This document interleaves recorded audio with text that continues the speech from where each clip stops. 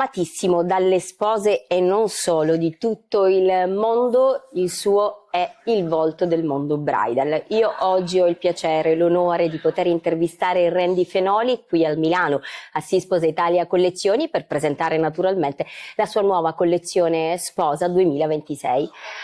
Welcome. Hello, beautiful. Oh, thank Ciao, you. bella, Ciao. I should say, since we're in Italy. How are Thank you. Fine. Thank you so much for being here, Randy. It's Thank you. proud for me. It's exciting for me to be in Italy. I love Italy. You love it. Oh, I do. My grandparents came from like the Turin, Piemonte area. Ah, okay. Yeah, it was Fenolio. Ah, Fenoli. And then they dropped the G and they dropped the O and it became Fenoli. Ah, okay. And I don't know of any Italian that names their kid Randy. So as far as I know, I'm the only Randy Fenoli on the planet. So yes, I love it. I love Italy, and I have many friends You are a here. little bit Italian, so Of course I'm Italian. I just don't speak it yet. Yet, I will learn. So you are in the bridal world since ever. A long time. A long time. 32 years. 32 You started very early because you are so young. I started as a baby. Because I'm only 40, you know? Yeah, right. So why you decided to become a bridal designer? You know, it's really interesting because I started sewing when I was 9 years old. Mm-hmm. My mother bought a sewing machine. She put it in my room, and she was a full-time nurse, but she was going to try to sew, and she could not sew to save her life. And she told me, do not touch my sewing machine. Do not touch my good scissors. Do not touch my fabric. And she couldn't sew, and I didn't understand why. I mean, it looked easy to me. So she went to work, and I got a pattern out, and I laid out the fabric. We had a 10-foot table, because I'm the last of 7 children. Okay. So I laid the pattern out and cut it out and sewed it up and ironed it and hung it in a hanger and put it on the door frame in the door and cleaned up my mess. And she came home from work that night, and she's like, where did this dress come from? And I said, I made it. And she put it on. It fit like a glove, and she wore it to work the next day. And the day after that, she brought me a pattern and said, could you sew this for me, this skirt? So I was very happy because I was born on a cattle farm. So that kind of got me away from those cows a little bit.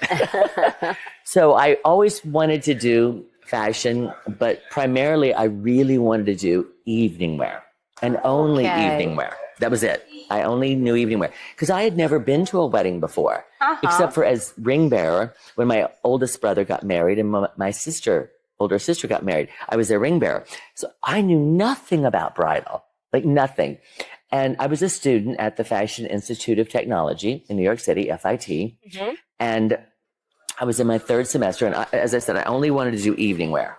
Like no matter what project they gave me, I did evening wear. They said 5 swimsuits, and I would raise my hand. Can I give you 15 evening gowns that come off into swimsuits? Whatever, Mr. Fenoli, just do it. So when I was in my 3rd semester, they had a contest for 4th semester to 8th semester students. So I was a little too young to be in the contest. Mm-hmm. But they said, look, this student loves evening. This would be perfect for him. So it was Kleinfeld, Modern Bride Magazine, and FIT had the bridal contest. Okay. And we were supposed to design a mood board and a bridal design and a bridesmaid design. Well, I designed 5 of each. So the judges came in and they were supposed to choose the top 10, and they chose all 5 of mine. Oh, wow. So the chairperson said, you need to choose one of these and go choose 4 other because this is all the same student. So one of the judges just happened to be Vivian Desi Diamond, who owned Desi Creations Bridesmaids and was married to Paul Diamond of the Diamond Bridal Collection. So she was one of the judges, and she saw my sketches, and she said, we got to get this guy. So they literally called me on the payphone at the dorm. I'm giving away my age now. So they called me on the payphone and said, we'd like to meet with you. So I met with them, and they said, we want to offer you your own collection, Randy Fenoli for Desi Creations and Randy Fenoli for the Diamond Collection. And I'm like, sure, you know. So what really got me, you know, I guess the big into bridal in the beginning was because I looked in the bridal magazines and I didn't see any halters because I didn't know that you're supposed to have your shoulders covered for a religious ceremony. Okay.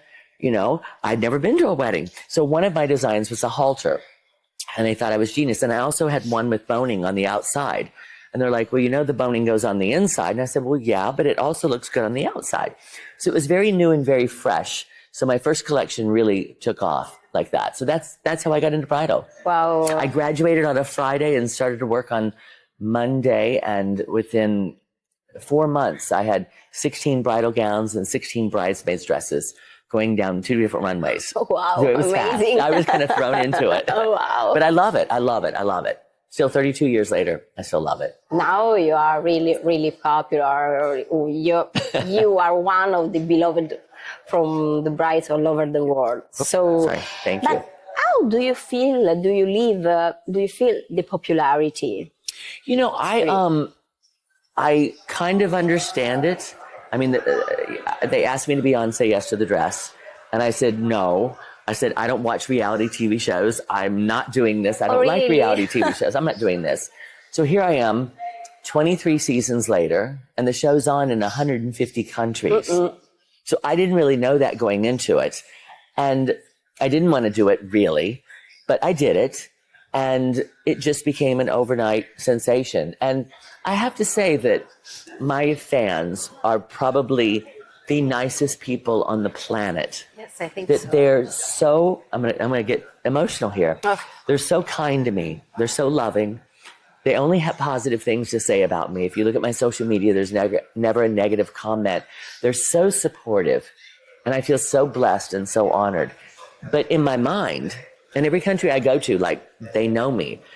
But in my mind, I'm still that little boy from a farm, you know? Okay, okay. And so also your brides are so kind.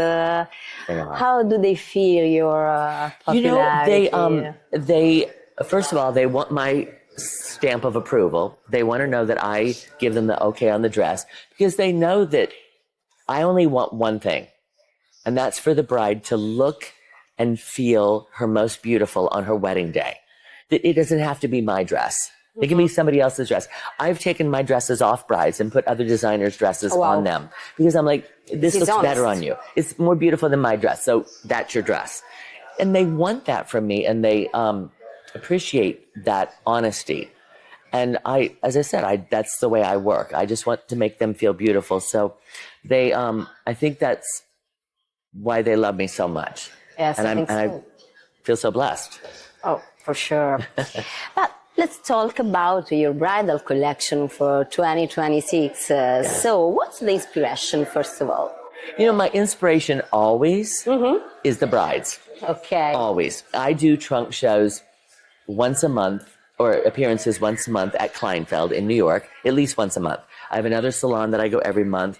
I do trunk shows all over America and all over the world. Yeah, I've done trunk shows here in Italy. And so I watch the brides and I listen to them, and they're like, oh, I want sleeves, or I want a basque waist, or I want this. So that's really what inspires me when I go to design, is what, you know, I look at every bride, and if a bride comes in and I don't have a dress for her, like, what's missing from my collection? I have to design something for her. So that is my driving force, you know. But right now, I would say what is kind of trending is kind of like the mid-90s. When I started bridal is kind of what's happening now. The basque waist, you know, the bone corset, all of that is kind of coming back.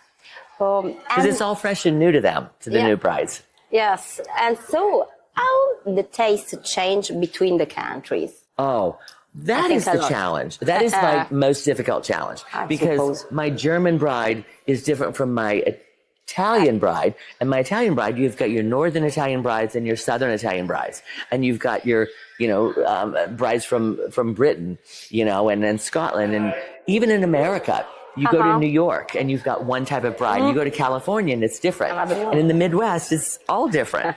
So it's really, that is probably the most challenging thing for me, is to be able to come up with a collection that appeals to all these different countries and all these different types of brides.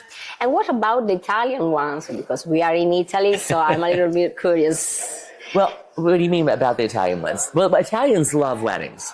Yes. And they love Say Yes to the Dress on real time. I get that a lot.